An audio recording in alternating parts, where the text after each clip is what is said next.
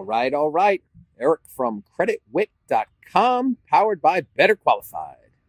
And today we got a question from a user that says, I can't pay my bills on time. What should I pay and what shouldn't I pay if I can't pay?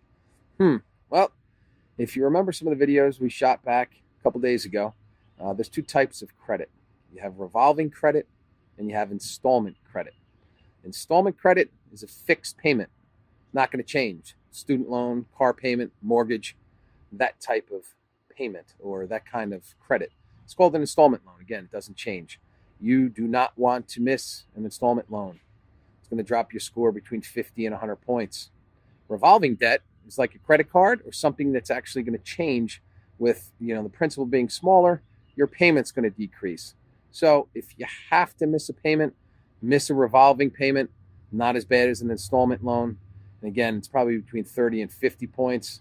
I had a credit card actually I missed a payment on last year, and it was 98 points. So, again, if you're going to miss a payment, miss a revolving debt, not an installment debt. Installment is a fixed number.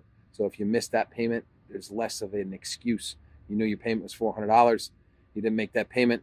They're going to whack your score worse.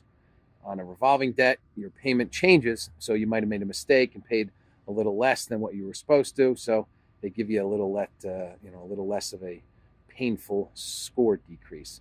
Anyway, Credit Wit, Eric from Better Qualified. Talk to you all soon. Thanks again.